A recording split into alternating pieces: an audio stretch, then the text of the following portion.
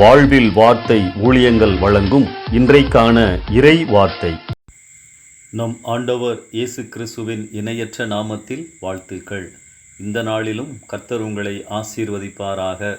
சவால்கள், அநீதி நிறைந்த உலகத்தில் நாம் வாழ்ந்து கொண்டிருக்கிறோம். ஆபத்துகள், பிரச்சனைகள், பயமுறுத்துகின்ற சூழ்நிலைகள் எப்போதும் நம்மை சுற்றியே உள்ளன. நாளை எப்படி இருக்கும் என்ற பயம் எப்போதும் உள்ளது. அரசியல் சூழ்நிலை நமக்கு சாதகமாக இல்லை. மணிப்பூர் மாநிலத்திலிருந்து கேள்விப்படும் இன்றைய செய்திகளும் நம்மை கலங்க வைக்கின்றன. எதற்கும் உத்தரவாதம் இல்லாத சூழ்நிலையில்தான் நாம் வாழ்ந்து கொண்டிருக்கின்றோம். இந்த சமயத்தில் சங்கீதம் 118 6ஆம் வசனம் நம்மை உற்சாகப்படுத்துகிறது. கர்த்தர் என் பட்சத்தில் இருக்கிறார், அதாவது என்னோடு இருக்கிறார், நான் பயப்படேன். மனுஷன் எனக்கு என்ன செய்வான்? எப்பொழுதுமே வேதத்தில் காணப்படும் நிகழ்வுகள் நமக்கு உற்சாகத்தையும் நம்பிக்கையையும் கொடுக்கின்றன. இன்றைக்கு அப்படி வேதத்தில் காணப்படும் 3 நிகழ்வுகளை உங்களுக்கு காண்பிக்க விரும்புகிறேன். என்னாகமம் 13ஆம் அதிகாரத்தின் இறுதியிலும் 14ஆம் அதிகாரத்தின் ஆரம்பத்திலும் இஸ்ரவேலரை பயமுறுத்திய ஒரு காரியத்தையும் காலேப் எப்படி அந்த சூழ்நிலையை கையாண்டார் என்பதையும் பார்க்கலாம். கானானுக்கு அருகில் வந்த இஸ்ரவேலர்கள் அந்த மக்களை பார்த்து பயந்தார்கள். கடந்த நாட்களில் ஆண்டவர் அவர்களை வழிநடத்தின விதங்களையும் மறந்து போனார்கள். நாங்கள் அவர்கள் பார்வைக்கு வெட்டுக்கிளிகளைப் போல இருக்கிறோம் என கூறுகிறார்கள். ஆனால் காலேப், கர்த்தர் நம்மோடு இருக்கிறார், எனவே நாம் எளிதாய் அவர்களை மேற்கொள்ளலாம் என விசுவாசத்தோடு கூறுகிறார்.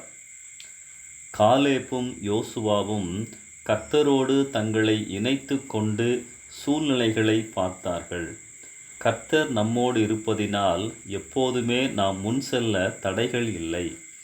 இரண்டாவதாக 1 சாமுவேல் 17ஆம் அதிகாரத்தில் தாவீது கோலியாத் யுத்த காட்சி. அங்கேயும் சவுலும் மற்றவர்களும் கோலியாத்தையும் தங்களையும் மாத்திரம் பார்த்து பயந்தார்கள். ஆனால் தாவீதோ கோலியாத்திடம், நீயோ ஆயுதங்களோடு என்னிடத்தில் வருகிறாய், நானோ சேனைகளுடைய கர்த்தரின் நாமத்தினாலே வருகிறேன் என்று கர்த்தர் தன்னோடு இருப்பதை உணர்ந்து கோலியாத்தை மேற்கொள்கிறார். கர்த்தர் நம்மோடு இருப்பதினால் எப்போதுமே நமக்கு தோல்விகள் இல்லை. மூன்றாவதாக பவுலின் அனுபவம்.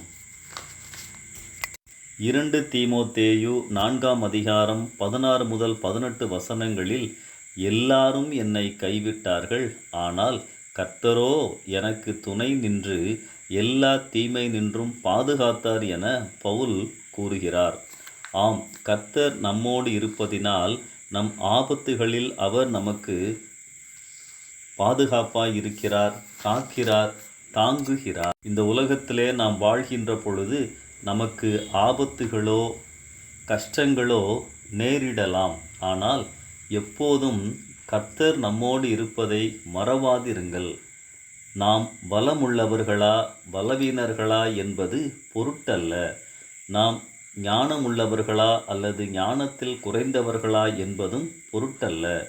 நாம் விசேஷித்தவர்களா அல்லது மனிதர்களின் பார்வையில் அற்பமானவர்களா என்பதும் பொருட்டல்ல. கர்த்தர் நம்மோடு இருக்கிறாரா, அதுதான் முக்கியம். நாம் அவரோடு இருக்கிறோமா, அதுதான் முக்கியம். கர்த்தர் நமக்கு ஜெயம் கொடுக்கிறவர்.